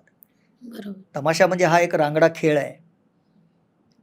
यातमध्ये जसं तुम्हाला कृष्णाची लीला दिसते, संतांच्या गवळणीमध्ये कृष्णाच्या लीला दिसतात आणि तमाशातल्या गवळणी, शाहिरांच्या गवळणीमध्ये कृष्णाच्या क्रीडा दिसतात.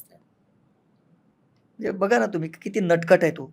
आला राती मुरली वाला ग झोपेच्या भरात, ननंद सोप्यात निजली माझी जाऊबाई अन धाकट दाजी, ननंद सोप्यात निजली माझी जाऊबाई अन धाकट दाजी, सासूजी संग मामंजी ग मधल्या घरात, आला राती मुरली वाला ग झोपेच्या भरात.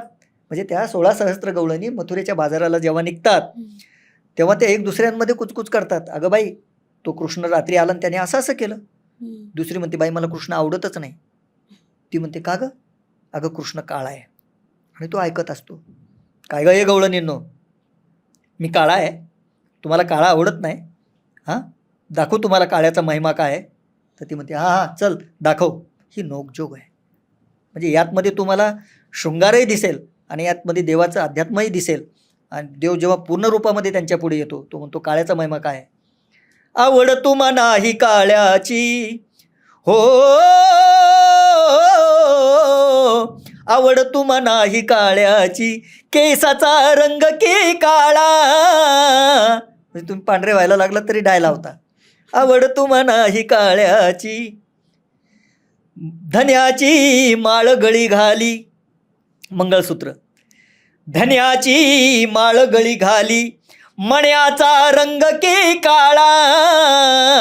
आणि आवड तुम्हा नाही काळ्याची, आवड तुम्हा नाही काळ्याची, गोऱ्या गालावरचा तिळ.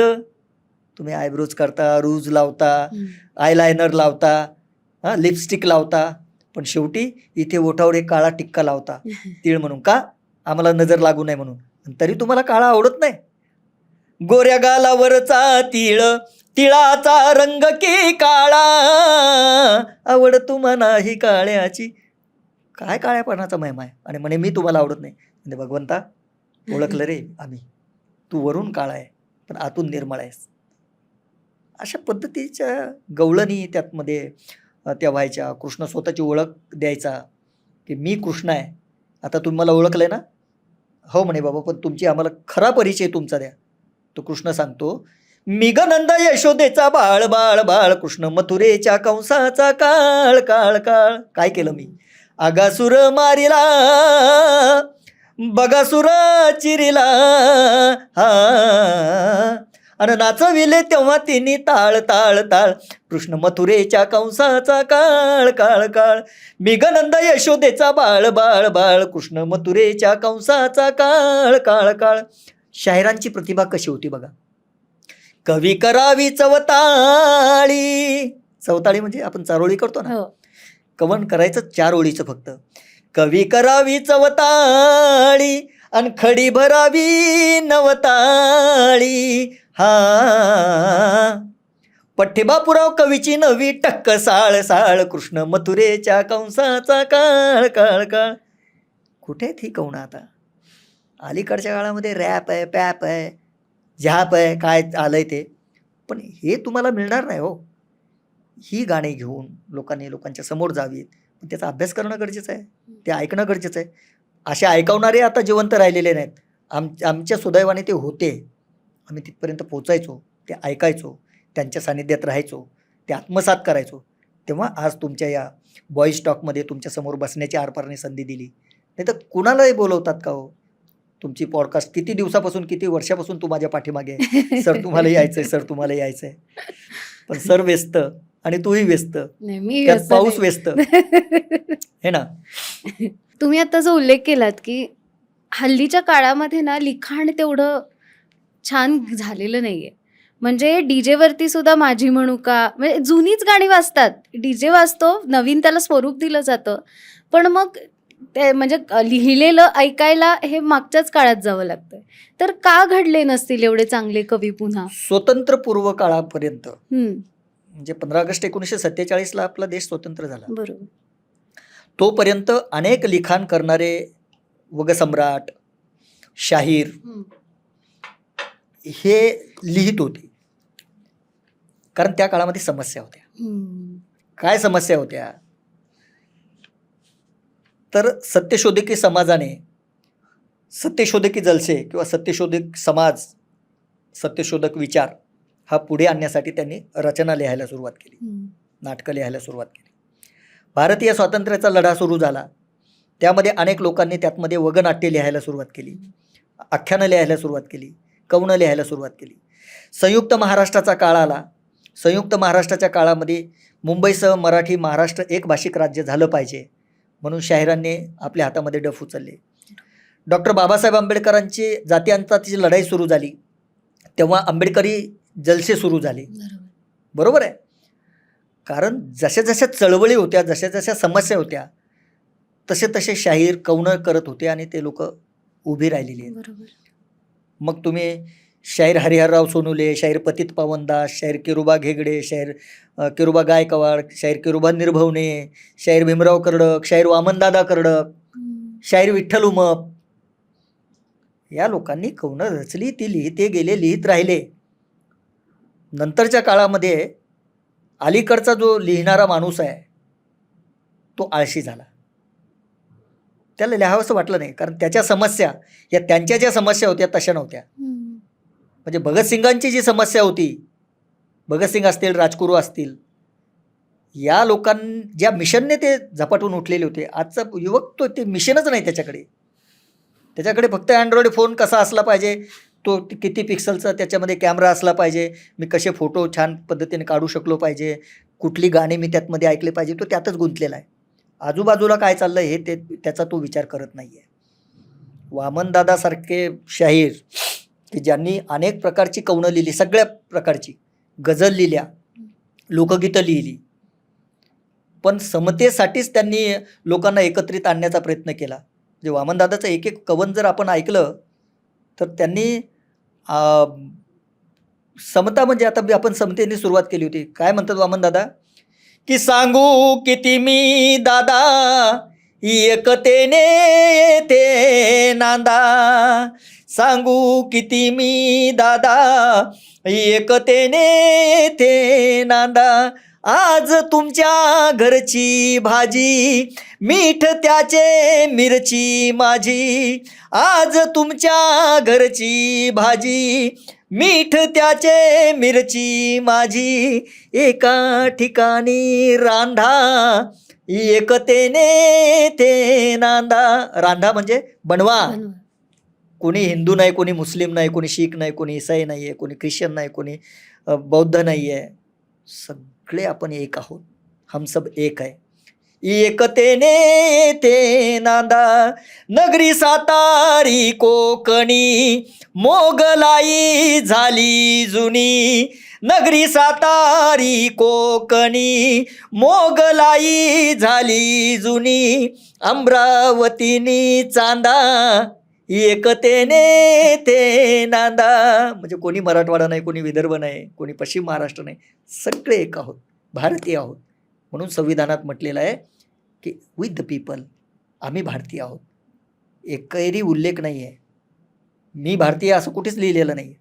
त्यामुळं हा समतेचा जो संदेश आहे तो जसा संतांनी दिला तसा शाहिरांनी दिलेला आहे. तेच महापुरुषांनी दिलं. बाबा एकत्र या, एकत्र राहा. काही गरज नाही आपल्याला वेगवेगळ्या वर्गांची, सगळा वर्ग एक आहे.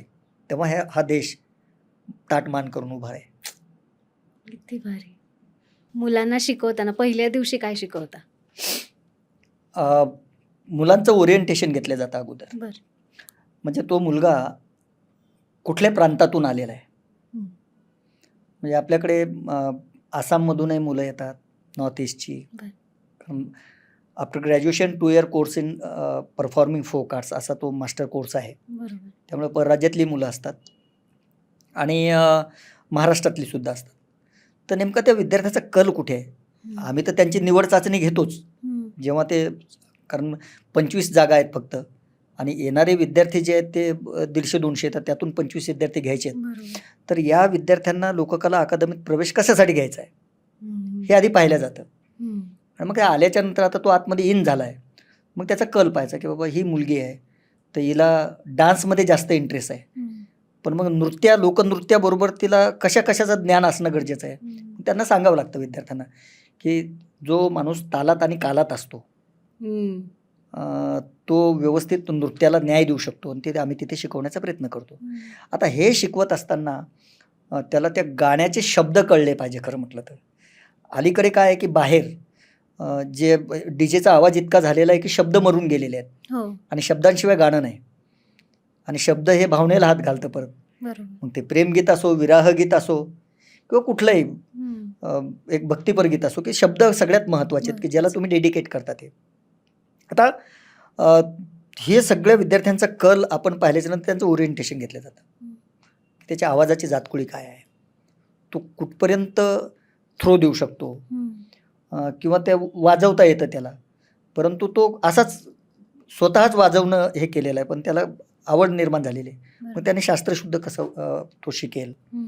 मग त्या पद्धतीने त्यांच्याकडून गाऊन घेतलं जातं. नाचून कसंही नाचा, नॉट नेसेसरी की तुम्हाला ते शास्त्रोक्त नाचता आलं पाहिजे, बरोबर. किंवा कसंही गा, मग बाथरूम सिंगर असला तरी चालेल, बरोबर आहे. किंवा मग ॲक्टिंग येते का, मग कुठे केली होती, मग तो गावातल्या आम्ही गणपतीच्या महोत्सवामध्ये आम्ही एक नाटक बसवलं, त्यातमध्ये मी ॲक्टिंग केली होती, मग करून दाखव. अशा पद्धतीने आम्ही पहिला दिवस जो आहे विद्यार्थ्यांबरोबर अगदी हसून खेळून तो आमचा जातो. आणि मग दुसऱ्या दिवशीपासून आमचे क्लासेस सुरू होतात. आता सुरू झालेले आहेत क्लासेस. तर मग पहिला जो पिरियड असतो आमचा लोकवाद्य वादनाचा, त्याचे 2 तास केलेले आहेत. एक ढोलकीचा 1 तास असतो, ज्यात कृष्णा मुसळे शिकवतात. दुसरा असतो दिमडी आणि संबळ, जे की विकास कोकाटे शिकवतात, ते विजय चव्हाण शिकवायचे. मग त्यानंतर असतं आमचं लोकगीत गायन, ते विजय आपले मदन दुबे जे आहेत ते शिकवतात. मग लोकनृत्य हेमाली म्हात्रे म्हणून आहेत, त्या शिकवतात. आणि लंच ब्रेक त्यानंतर मग थेअरीचे 2 पेपर असतात, की लोकसाहित्य आणि लोककला कशा पद्धतीने शिकवले गेले पाहिजे, किंवा काय लोकसाहित्य म्हणजे काय, त्याचे वर्गीकरण कसे आहेत, संदेश साहित्य कसं आहे, हे सगळं आम्ही ते 2 पेपरमध्ये शिकवतो. आणि मग नंतर गायन, वादन, नृत्य ह्या 3 याला घेऊन अभिनय आम्ही पूर्ण करतो. म्हणजे हे सगळे पूरक आहेत एक दुसऱ्याला, कारण ह्या समूह मनाच्या कला आहेत, एकल कला नाही आहे, लोककला. आणि मग त्यातमध्ये विद्यार्थ्यांचे कुठे 8 वाजतात ते कळत नाही त्यांना. सकाळी एकदा 10:30ला सुरू झालं, संध्याकाळी किती वाजेपर्यंत आमचे क्लासेस चालतात. बरं, मग लोककलेत काय शिकवता येत नाही? लोककलेत काय नाही शिकवता येत, जे काही शिकवता येतं ते फक्त लोककलेतच शिकवता येतं, बाकी दुसरीकडे काय नाही. कारण लोककला ही लवचिक आहे, पाण्यासारखी. म्हणजे आपण कधी पेंट घेतले 2, एक ऑइल पेंट घेतला आणि दुसरा सिमेंट पेंट घेतला, तर ऑइल पेंट जर टाकला तर तो पाण्यावर तरंगतो तैलरंगासारखा, आणि सिमेंट पेंट जर घेतला तर तो पाण्यात टाकल्याच्या नंतर तो तळाशी जातो. हे 2 भाग जे आहेत ते तुम्हाला लोककलेत दिसतील. लोककला ही तैलरंगासारखी आहे, तुम्ही तिला लवचिक करू शकता. सैल आहे ती, तिला धरबंध नाही, ती तालाच्या बाहेर जाते आणि पुन्हा समेवरती येते. या सगळ्या गोष्टी लोककलेमध्ये सगळ्यात महत्त्वाचं शिकण्यासारखं जे आहे ते म्हणजे माणूसपण. लोककला तुम्हाला माणूस बनवते, कारण त्यातमध्ये संस्कार आहेत जे की आमच्या पूर्वजांनी आम्हाला दिले. मग काय गोष्ट नाही आहे. जेव्हा तुम्हाला माणूस कसं बनायचं आहे हे जर लोककला शिकवत असेल, तर अशी जगातली कुठली गोष्ट आहे की लोककलेत शिकवल्या जात नाही. मी हा प्रश्न अशासाठी विचारला, कारण ती जी जाणीव आहे ती शिकवता येत नाही असं मला वाटलं होतं. म्हणजे ती आतून तुम्हाला यावी लागते आणि तेव्हा तुम्हाला ते खुलवता येतं, फुलवता येतं. आता मी शहरी मुलगी आहे आणि मी पहिल्यापासून शहरात वाढलेलीच आहे. तर मला माझ्यासमोर लोककला ही लहानपणापासून ग्रामीण मनोरंजन म्हणून आली, जे मला खूप चुकीचं आत्ता वाटतंय.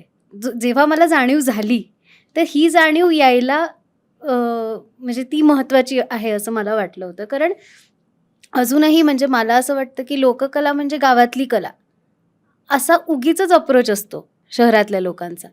त्याबद्दल तुम्ही काय सांगाल? म्हणजे तू मुळातली गिरण गावातली, हो, बरोबर आहे. अनेक गिरणी कामगारांचं वास्तव्य तिथे होतं. किंवा नामदेव ढसाळसारखे कवी जे आहेत ते गोलफिठासारख्या ठिकाणी तिथे त्यांचं वास्तव्य होतं. तिथे गिरणीमध्ये काम करणारा जो कामगार होता तो कुठून आला होता? तो गावातून आला होता.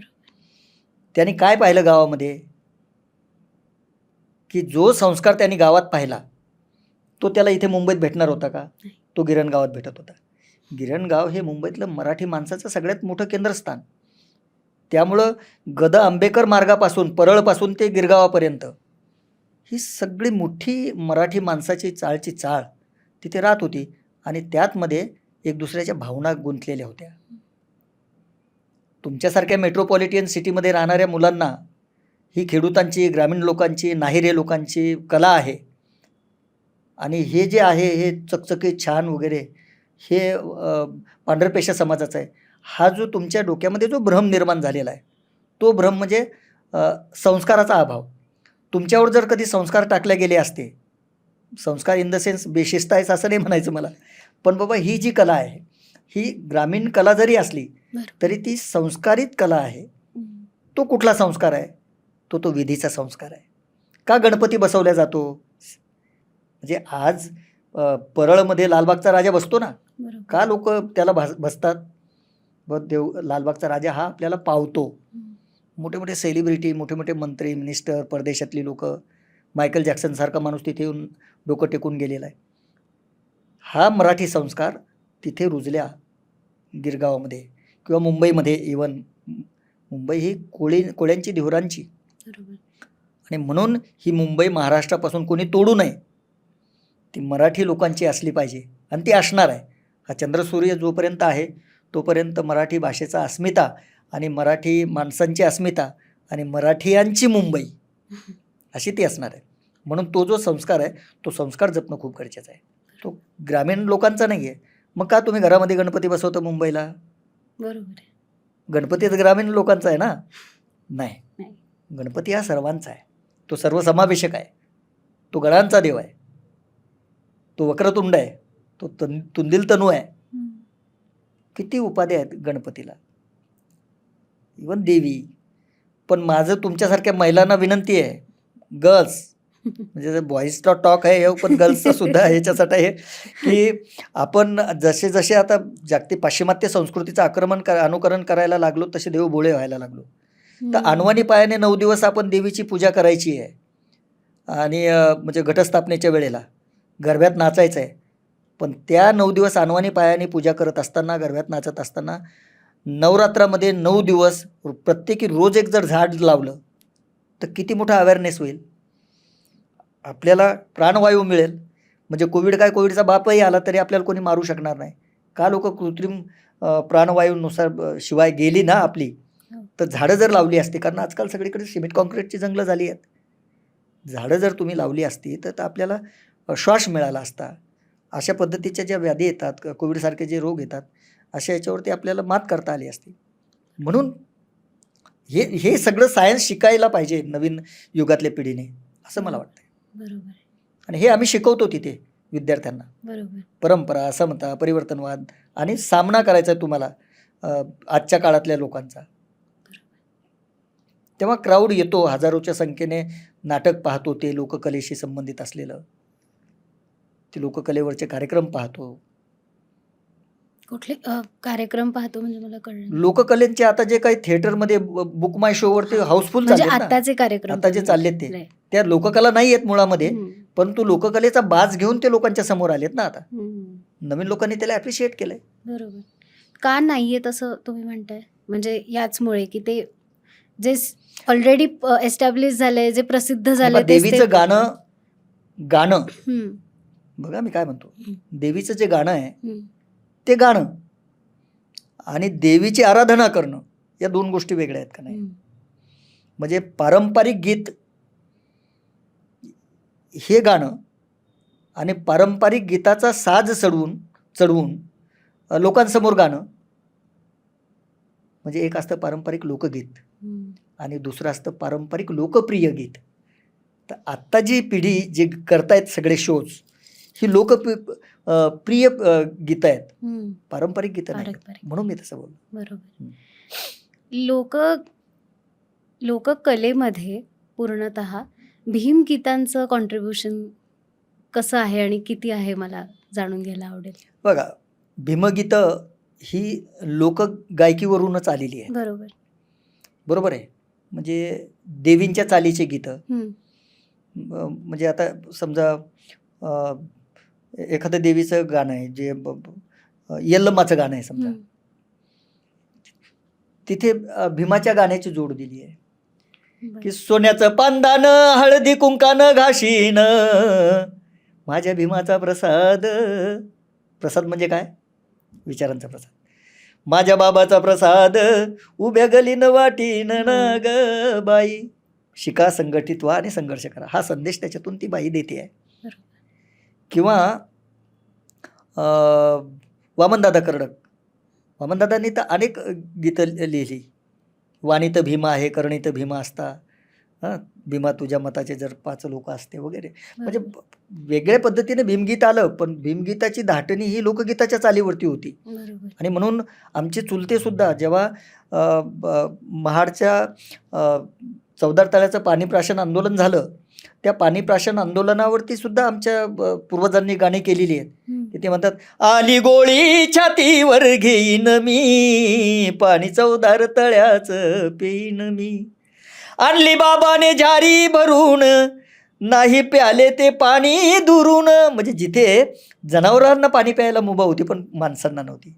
आणली बाबाने झारी भरून, नाही प्याले ते पाणी दुरून, सारी जनता तिथे वर नेईन मी, पाणी चौदार तळ्याचं पेईन मी, आली गोळी छातीवर घेईन मी, पाणी चौदार तळ्याचं पेईन मी. वेगळी गाणी सगळी. किंवा लोकशाहीर अण्णाभाऊ साठेंनी आपली फकीरासारखी कादंबरी बाबासाहेबांना समर्पित केली आणि ते म्हणतात की आता जग बदलण्याची भाषा करतायत. म्हणजे परत नवीन युगातल्या नवीन युवकांना आव्हान त्या काळामध्ये अण्णाभाऊंनी दिलंय. म्हणजे मराठीचा प्रचार प्रसार तर ते करतच होते लालबावटा कला पथकाच्या माध्यमातून, कॉम्रेड अण्णाभाऊ साठे. पण त्यांच्या साहित्याने परत एक समतेचा संदेश दिला की जग बदल घालून घाव, सांगून गेले मला भीमराव, गुलामगिरीच्या या चिखलात ऋतून बसला काय रावत. आता कोणाची गुलामी करायची नाही, कारण त्यांचा लढा हा भांडवलदारांच्या विरोधामध्ये होता. गुलामगिरीच्या या चिखलात ऋतून बसला काय रावत. ऐरावत म्हणजे हत्ती.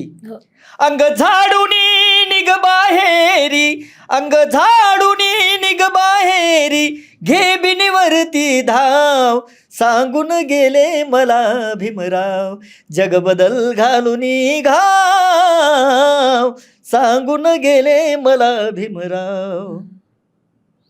ह्या चाली कुठून आल्या? या चाली या गावातूनच आल्या, या गीतातूनच आल्या, लोकगीतातूनच आल्या, शेतावरच्या मळणीतून आल्या, निंदीतून आल्या. म्हणजे मोठीवरचं गाणं सुद्धा त्या गाण्याला इकडे चाली लावल्या गेल्या. किंवा पूर्वीच्या काळी जसं नागपंचमीचा सण असतो ना, माहिती आहे तुला नागपंचमी सण काय करतात त्यावेळेला? सापाला दूध पाजतात, एवढंच माहिती आहे. नागाची पूजा करतात. आणि नाही माहिती. झोके नाही खेळत तुम्ही? हो, हा फरक आहे.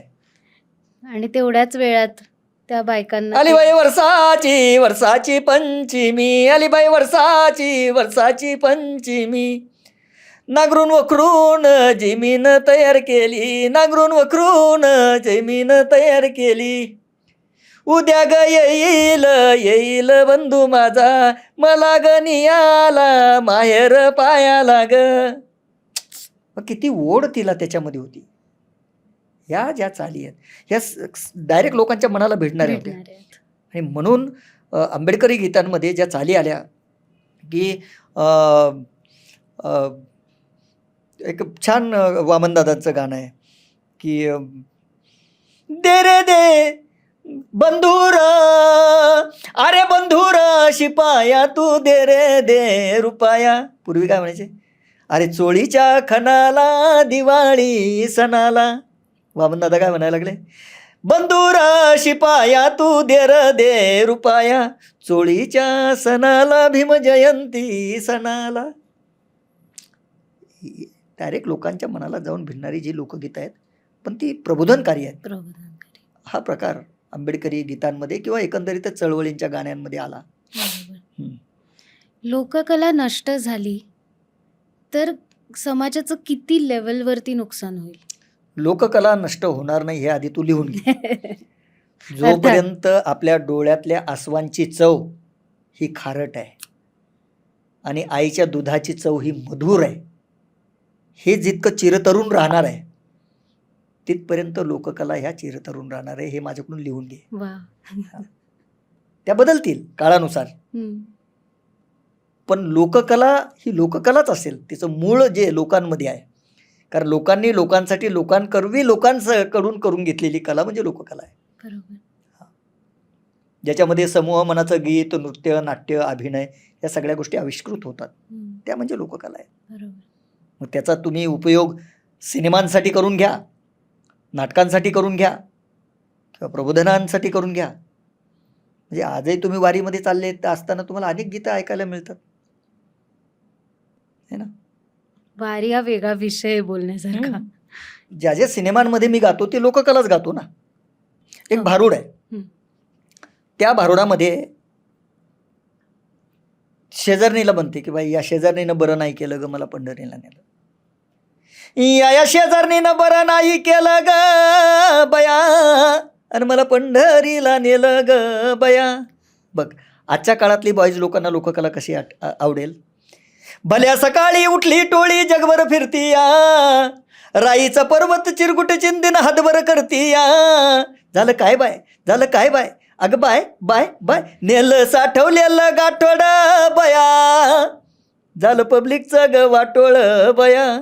या शेजारणीनं बरं नाही केलं ग बया. हे भारुडच आहे ना, फक्त ते संतांनी केलं आणि हे आधुनिक काळामध्ये वेगळ्या पद्धतीने कांगणेंनी लिहिलं आणि मी ते गायलं. बरोबर. महेश चिनारकडे. सिनेमांमधूनही जात असताना तुम्हाला लोकांचं प्रबोधन करता आलं पाहिजे, ते मी करण्याचा प्रयत्न करतो. मी अनेक सिनेमांमध्ये गायलोय.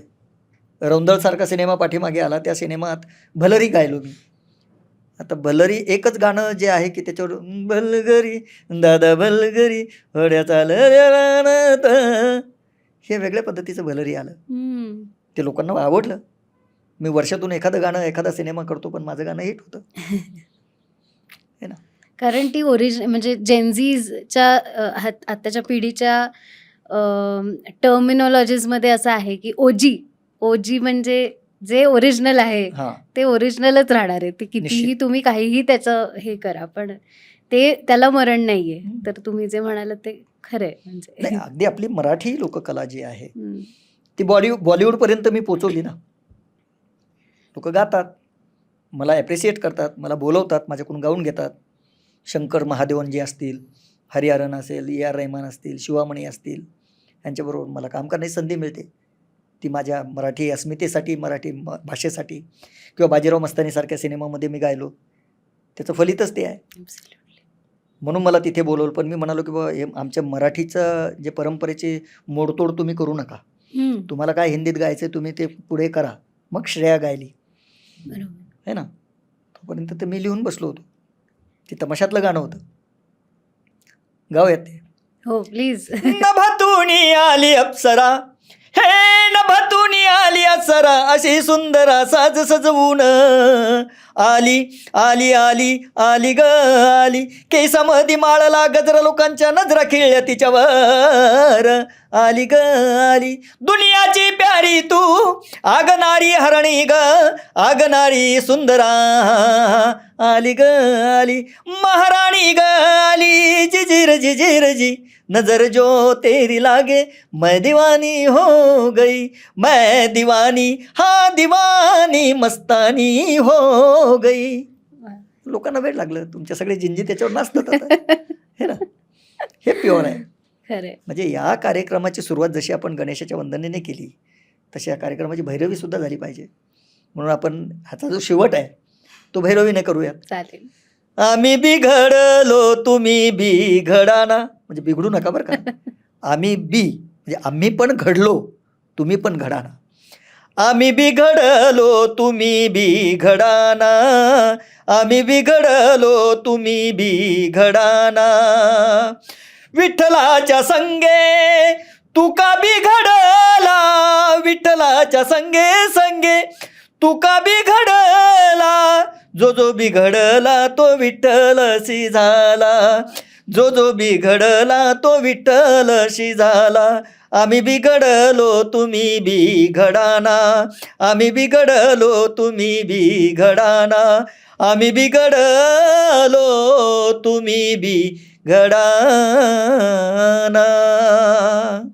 आरपारच्या या बॉयज टॉकमध्ये आज मला तुम्ही इथे बोलवलं, मला इथे येण्याची, व्यक्त होण्याची संधी निर्माण करून दिली, त्याबद्दल मी आरपारचे खूप आभार व्यक्त करतो, धन्यवाद मानतो. माझ्या या पॉडकास्टच्या दरम्यान तुमच्या कोणाच्या भावना जर दुखावल्या गेल्या असतील तर मी तुमची या चॅनलच्या माध्यमातून माफी मागतो आणि थांबतो. नमस्कार. Thank you so much sir. काही म्हणजे एक पात्री शो आहे हा. काही करायची गरजच नाही. सुरुवात शेवट एक नंबर.